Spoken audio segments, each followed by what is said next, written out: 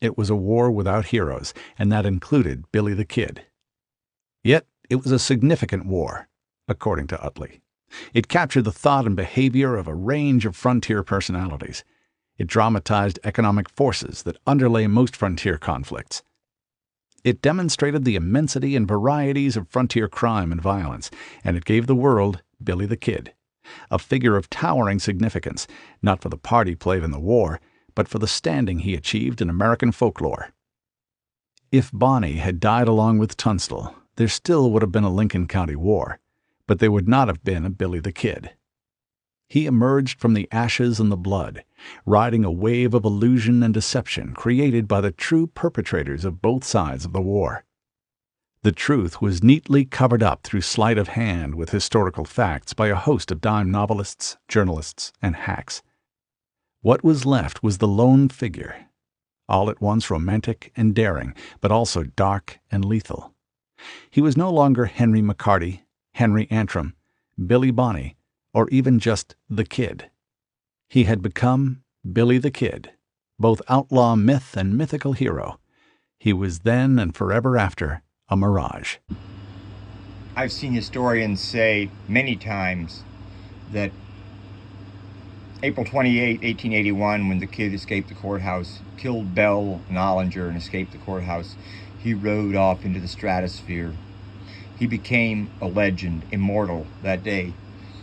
And he keeps riding on and on through imagination.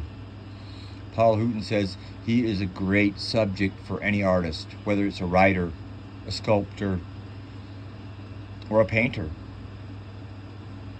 Someone writing an article, because there's so much we don't know about him. Frederick Nolan says we don't know how he got that poise, which he clearly had. And he certainly wasn't afraid, didn't have any fear, because he walked straight into the biggest gunfights ever known in these parts. He said he was still a man from nowhere. We don't know where he came from. And then Nolan says he was the kid you'd like for a son. Nolan is probably the most dedicated, he died last year, but he's probably the most dedicated researcher of Billy the Kid from England, from London. He was a Billy the Kid researcher for 50 years, one of the most dedicated, and really understood the myth and legend of Billy. Most historians have some kind of sympathy for him, but they say, but he was a cop killer, he was a criminal. No, you're way off. The people who hunted him and killed him were the criminals. As a boy, set on his own at the age of 14, and then falling into a bitter war at the age of 18 and dying at the age of 21. I believe he lived his life as good as any of us could have. Never lost his humanity, never was a cold-blooded killer. With Tunstall's death and the events that quickly followed, the die was suddenly cast for the Kid. While news of the murder spread throughout Lincoln County and farther, the young Englishman's body was recovered and laid on a table in the parlor of his former partner, McSween. The Kid, sombrero in hand, came to pay his respects. Frank Coe was there and remembered that the Kid walked up, looked at him, Tunstall, and said, "I'll get some of them before I die," and turned away. Later, the Kid said, Tunstall was the only man who ever treated me like I was decent and white. It was the first time, I believe, that he really tried to go straight. He was paying his way as he went. He was working. He was making an honest living. When Tunstall died, I believe he lost hope, or at minimum became obsessed with revenge, and set on a path that made it very hard for him to ever go straight, especially once he became a legend, or during his lifetime. Only the last couple months of his life he was a real legend, but he was the most famous man in New Mexico, especially after the big killing in Lincoln. McSween became the leader of those opposed to Dolan and his gang. Instead of turning loose the men armed in full fighting trim, who were angrily plotting revenge in his home, the lawyer, a man with little patience for or interest in violence, devised a scheme using the law. He bypassed the district judge, district attorney, and county sheriff, all on the enemy side, and obtained warrants for the arrest of Tunstall's killers from John B. Wilson, the local justice of friendly San Patricio. Late in March, the time had come to exact more revenge. Some of the regulators, including the Kid and Fred Waite, got together with McSween, who, with his wife, was staying at Chisholm's ranch. At that meeting, they hatched a plot to take out Sheriff Brady once and for all. On the night of March 31st, 6 regulators, Billy Bonney, Fred Waite, Frank McNabb, Jim French, Henry Brown, and John Middleton, slipped into Lincoln and took up positions behind the Tunstall store in a corral hidden by a 10-foot-high adobe wall. They waited for daybreak. Around 9 o'clock on the morning of April 1st, Sheriff Brady left the Dolan store accompanied by deputies George Hindman, Billy Matthews, John Long, and George Pepin. They walked down the street, muddy after a recent rain. After pausing to exchange a few friendly words with a woman in her yard, Brady hurried to catch up with his men. Just as the lawmen drew opposite the Tunstall corral, the 6 regulators rose as one and cut loose with a steady stream of fire. At least a dozen rounds tore through Brady, the main target. Sitting in the middle of the road, Brady groaned, "Oh, Lord," as he attempted to get to his feet. A second volley of shots struck him dead. The deputies rushed for cover, but one bullet hit Hindman, who lay on the street crying. Ike Stockton rushed from his saloon and tried to pull the wounded man to safety, but Hindman was struck again and died. Squire Wilson, only recently relieved of his post as justice of the peace and hoeing onions in his backyard across the road from the Tunstall store, survived a stray bullet in his buttocks. On the morning of July 19th, Dudley, with Captain George Purrington, rode to Lincoln at the head of a column consisting of a cavalry company and an infantry company, with 3 days' rations, a 12-pound mountain howitzer, and a Gatling gun with 2,000 rounds of ammunition. Dudley paraded his troops through town and established a camp.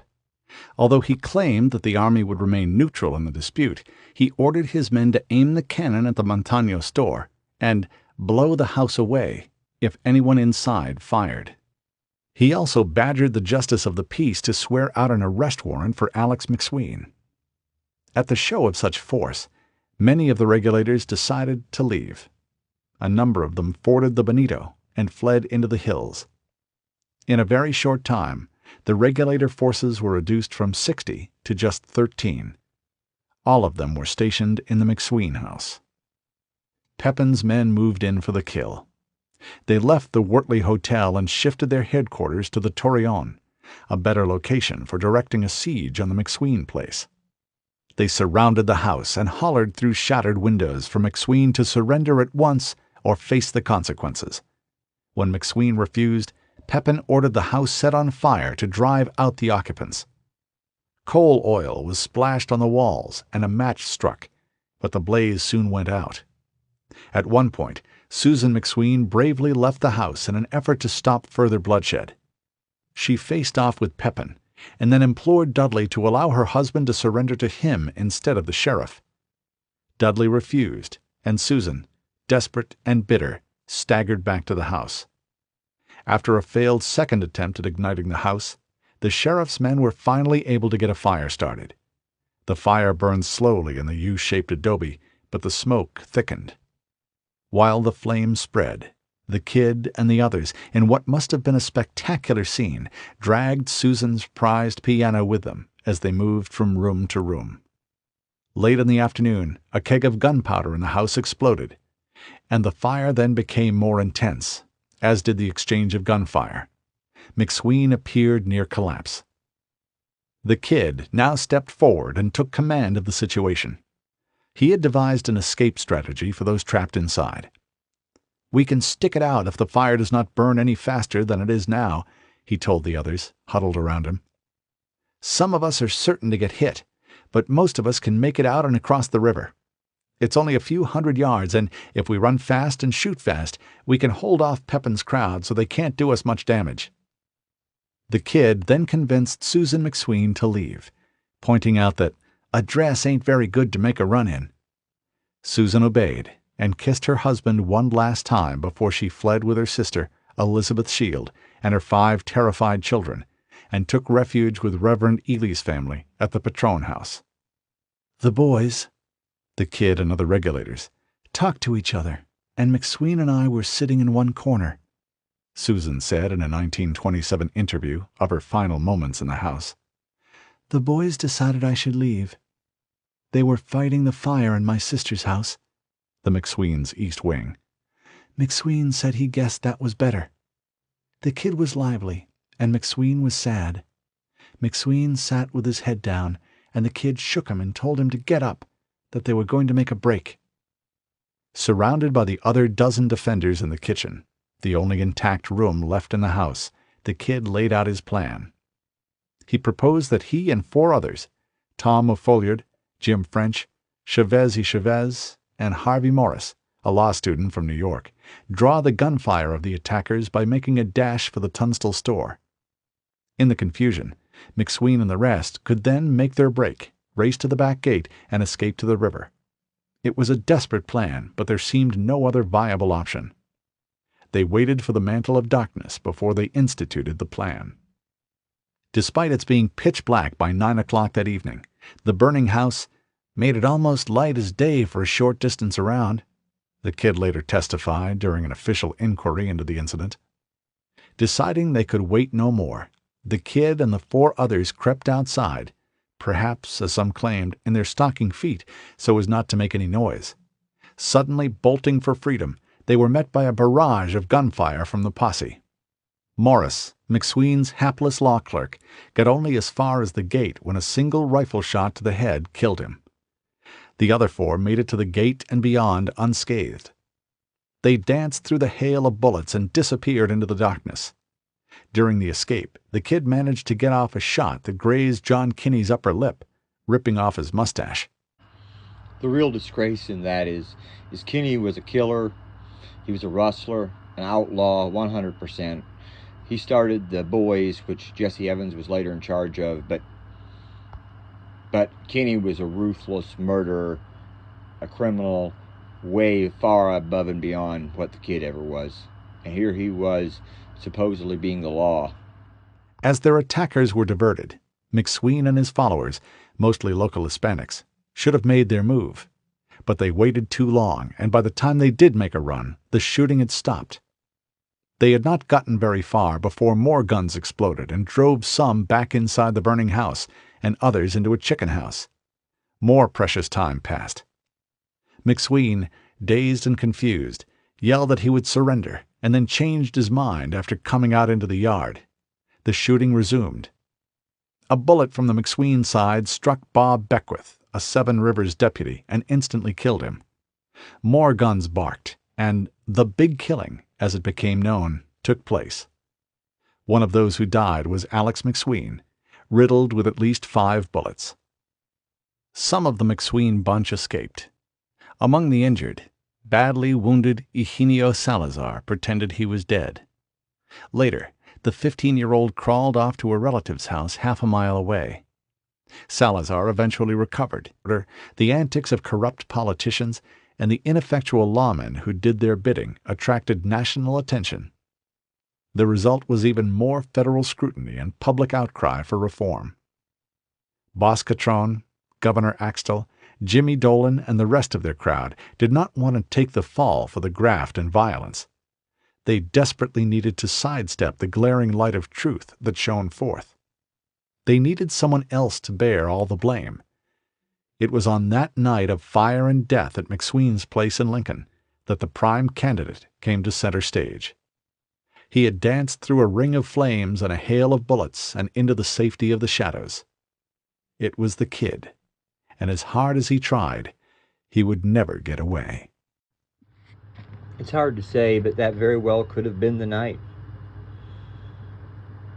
Paul Hooton says he was just too famous. The kid was just too famous. He had to die.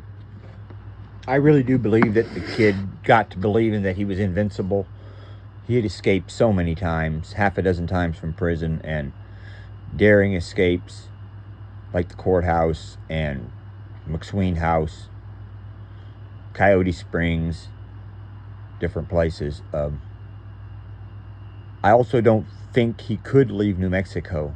If he'd have left New Mexico after escaping the courthouse, he could have probably lived on a normal life, but I don't think he was capable of it. I believe he had been looking for a family. Lincoln County was his home, Fort Sumner was his home, and he was not able to make that decision to leave. That was the most important thing to him. So he stayed there until the end, until the shadows got him in a darkened bedroom.